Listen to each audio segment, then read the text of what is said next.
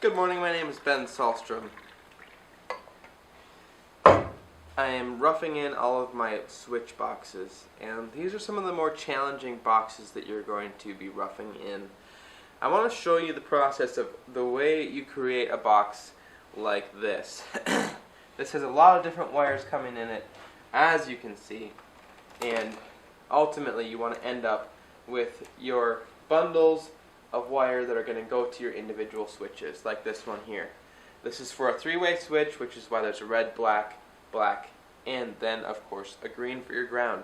So I have one that's not finished, and I'm going to do my best to show you the steps to doing this correctly in such a way that it'll be easy for you to understand and keep track of. Here's the switch box we're going to be wiring. All of my wires are pulled into the box, extended out at least 6 inches past the edge, and they are all labeled for where they are going, and so that I understand what each of these wires is for. This box is simple in that there's only one circuit in this box. There's no separate circuits. This is my power coming into the box. No particular reason that this is long, except that that's the way it ended up when I pulled it in here.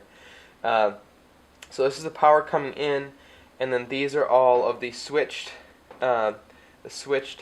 power legs going to the dining room canned lights or recess lights. There's a decorative spotlight right in the middle above us here, and then the kitchen recess lights.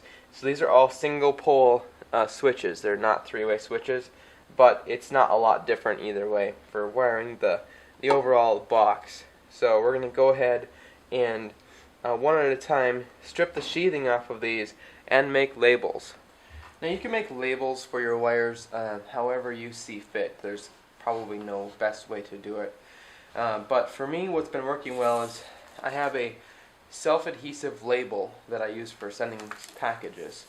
And I got a whole bunch of those. And then my printer has a function where I can print graph paper lines on each sheet.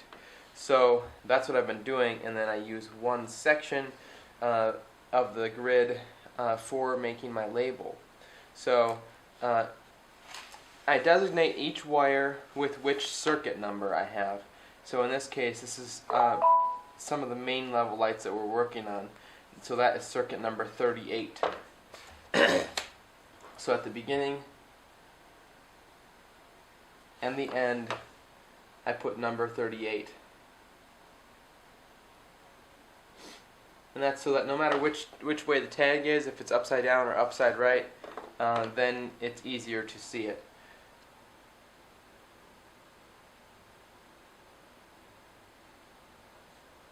Number 38. Now always write the destination, or like the direction of the power is flowing. So if your power is going to something like this, write to kitchen recessed instead of from. On this next one, I'm going to put from because it's power coming into the box. From junction.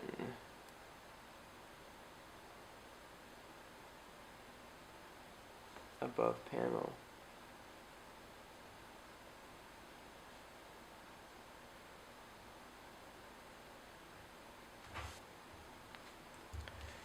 Now that we've got all of our destinations written out here, we can go ahead and cut our labels into strips.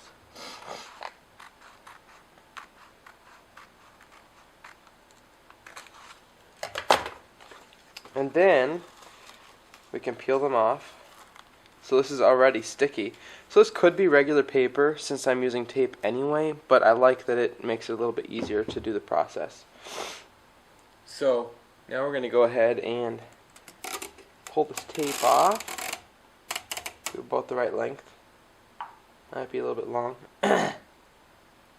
It's been working well to keep it stuck on my finger like this until I get it lined up on the first side. And then bring it up to the center on the other side, like so. And voila. So we're going to go ahead and fold this over. Before we have it around the wire, I found that it's a little bit easier to do it now. Fold it like such. Very carefully trying to get it as close as possible. Like that. And then just leave enough of a loop on the end here that it has room to slide over the wire. Alright, so one at a time we're going to remove the sheathing from the cable. The best tool that I've found after doing this for a while is just a simple utility knife. But the other tool that can work, and I have used quite a bit, is called a cable ripper, which is this tool right here. So I'll demonstrate how both of them work, just in case you have one or the other. My preferred tool, the utility knife. So the center conductor in these cables is copper. So you just keep your knife right at the center of it, and I started about 1/2 inch from where the cable comes through the back of the box.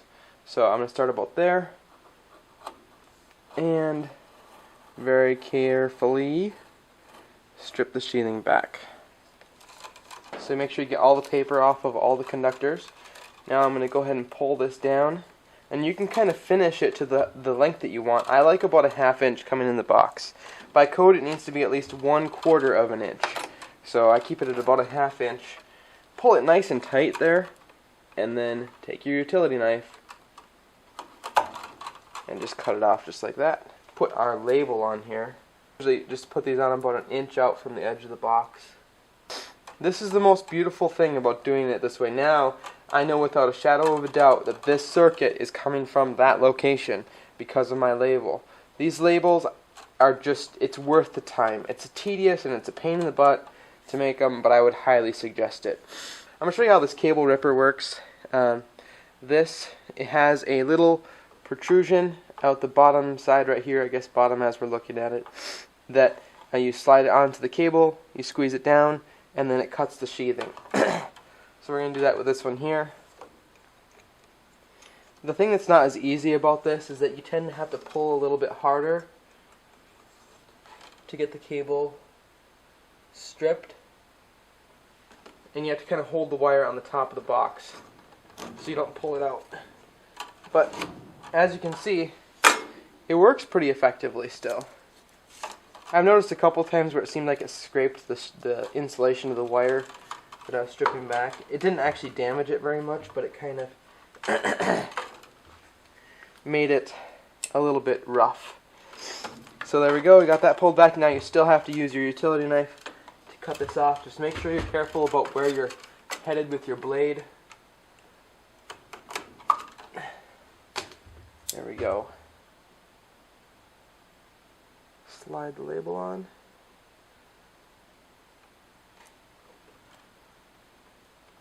Seal it on there. And we'll repeat the process for these ones, get them stripped back and labeled. Now you always put your labels, at least the way I've been doing it, is put your label on the black wire, because each set of cables will just have that one hot wire coming in, and the grounds all get tied together no matter what, even if they're from separate circuits, and neutrals get tied together if they're on the same circuit, and the hots are the only ones that sometimes will go straight to a switch, and they're the easiest ones to access. You also stuff your hots in the box last, so they're the ones that are going to be on top.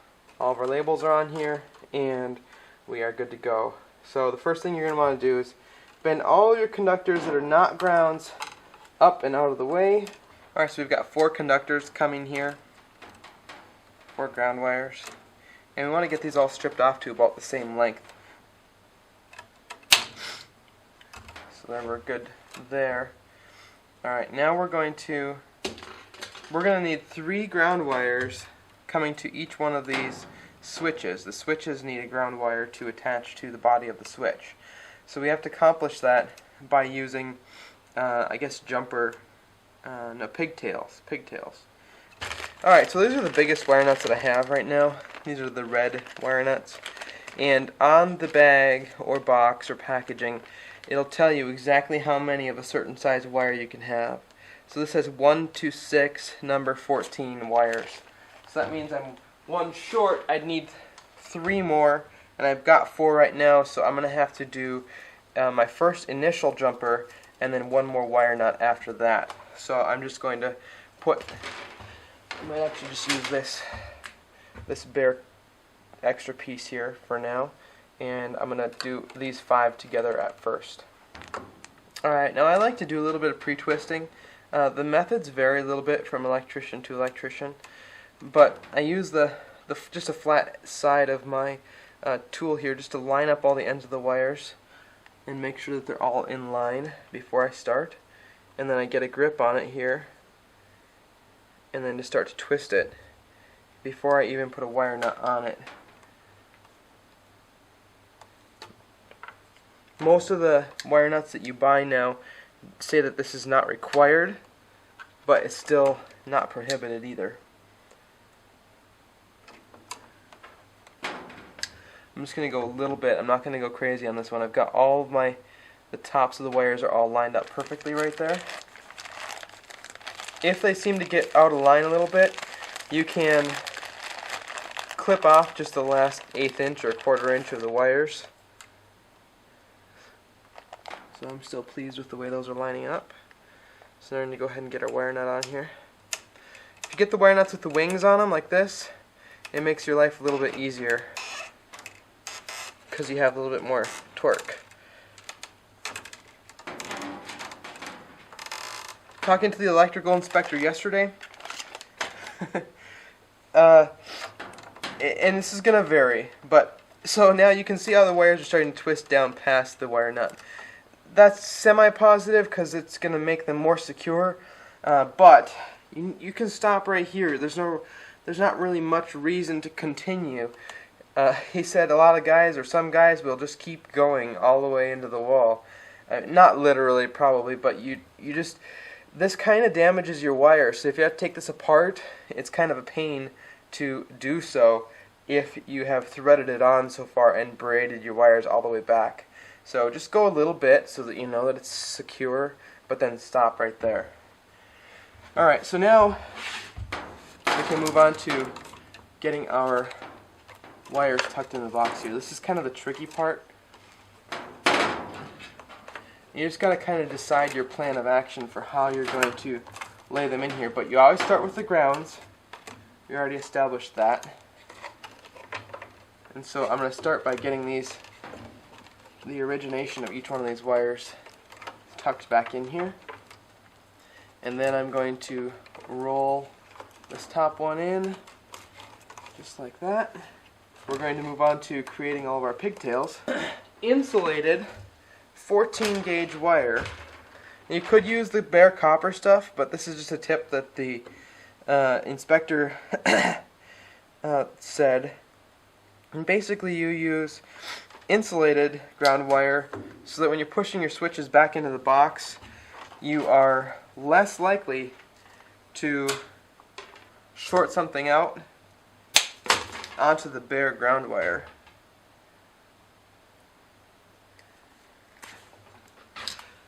So I need to have 3.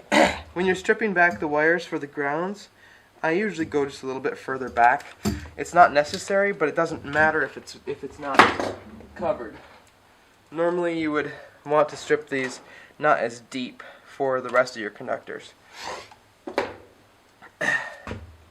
Alright, so we got 4 wires here this time.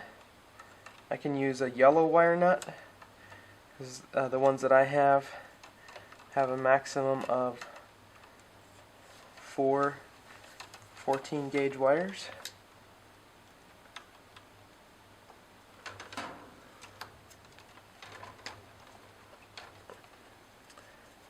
Give it a little bit of a pre-twist.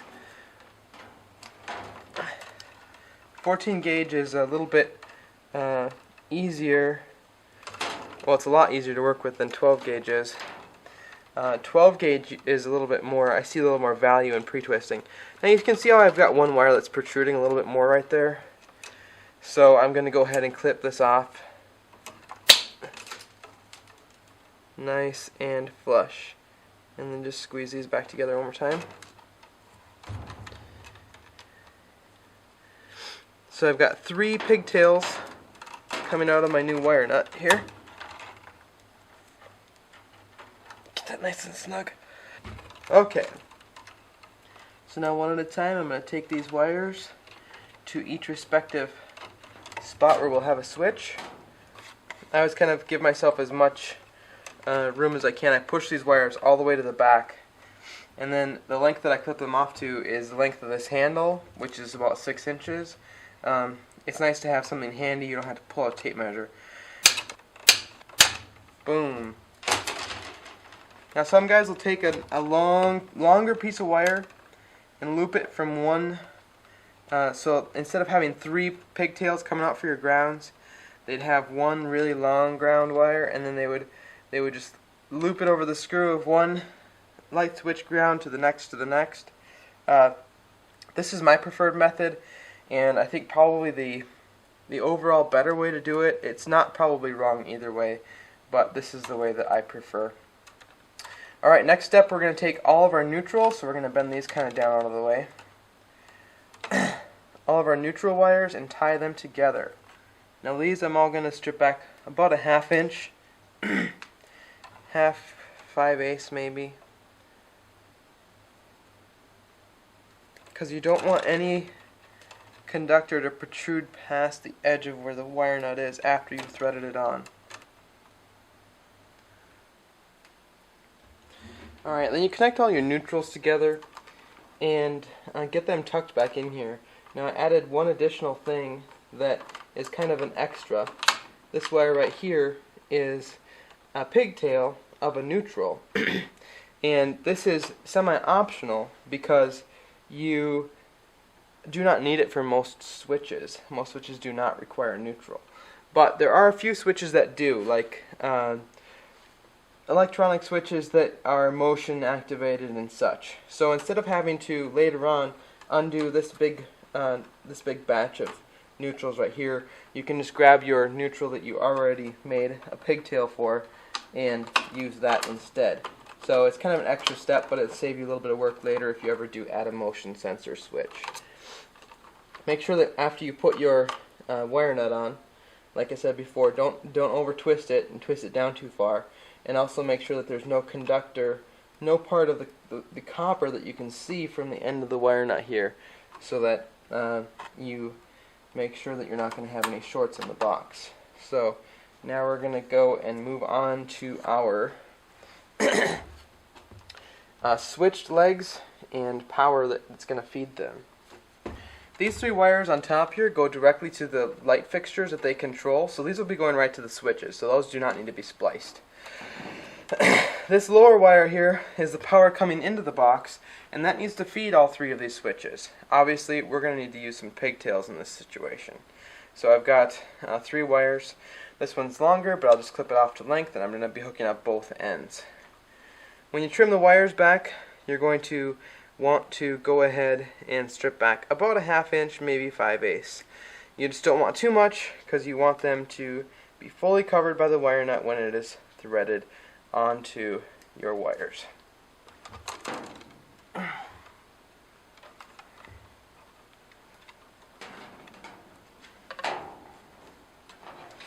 Alright, now we're ready. Max of 4 wires for these yellow wire nuts, 4 14 gauge wires. So we are good to go with that. Get these as tight as you can with your hands. This is almost threaded back a little bit further than I'd like, but it kind of is the way it ended up, so we're going to go with it. Alright, again we're going to tuck this into the box, just like we did with the grounds. This is going to be fairly simple to do. I want to have these lay across the bottom. So I'm going to loop it over like this.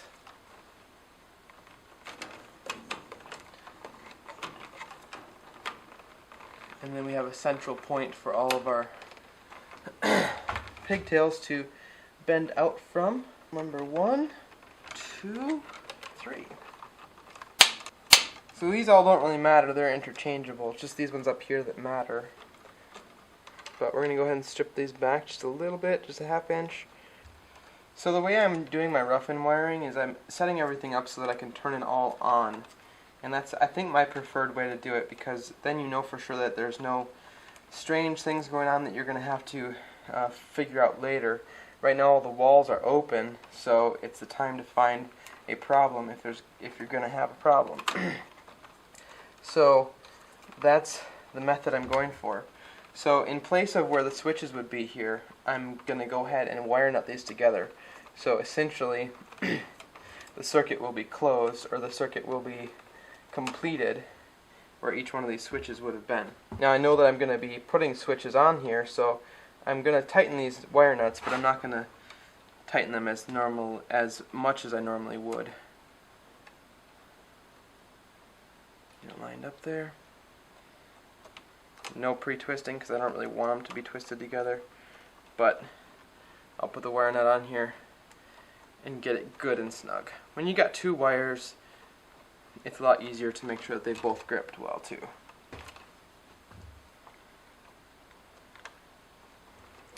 Alright, so this is really simple. For this one, if you had three-way switch wires, you'd basically just have an additional wire, a red wire coming through to each one of these bundles, and pretty easy to know what's going on with those. So I like to take these ground wires and wrap them around just a little bit like that. Kind of bundles your wires together nicely, especially if you have that three-way switch loop like I was talking about.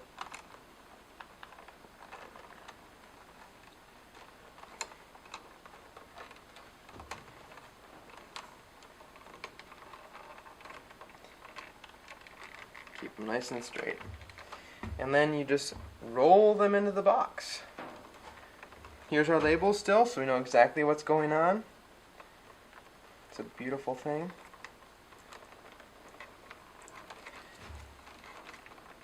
You want to avoid sharp bends in the wire as much as possible. So now when you go to put your switches in, it'll be really easy. You roll out the wires that you need, put your switches in, and away you go.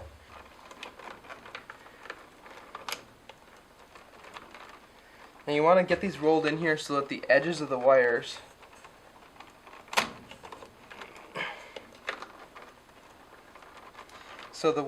are not all laid up along the outside edges of the box, because if you're going to have drywall done, they might use a roto zip and they'll pop through the sheetrock into this box. They'll find the edge and then they'll buzz around the outside. So when they pop it into the box, you don't want to have wires way up against the edges, because it's more likely the wire will get damaged. Nothing protruding from the outside, and very nicely coiled up here, so we can roll these out, connect them to the switch that you want them to be to. If you have multiple circuits in the same box, there's a couple things that you're going to need to remember. First of all, don't mix the hots. So if you're bringing power into the box, make sure that you keep the circuits separate for your black wires. In addition to that, you need to keep the neutrals separate. You cannot splice all the neutrals together in the back of the box. Right here I have my first set of neutrals tied together, and then my second set of neutrals tied together from the two different circuits.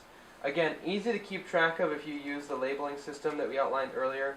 This is a circuit for number 40, and then this one right here is a circuit for number 38. So you use those numbers on your wires coming into the box to make sure that you keep those separate. All the grounds go together in the back of the box, but otherwise neutrals and your hots stay separate. If you like this video and it helped you out, please rate it up and leave a comment down below with your suggestions for how to wire a switch box. Any tips, tricks, things that you've learned or used, and I hope this video helped you a lot. If it did, please rate it up and subscribe to the channel for more helpful videos on how to do all sorts of things. Share the video if you know somebody who's in the process of doing some wiring themselves. We'll talk to you guys in the next video.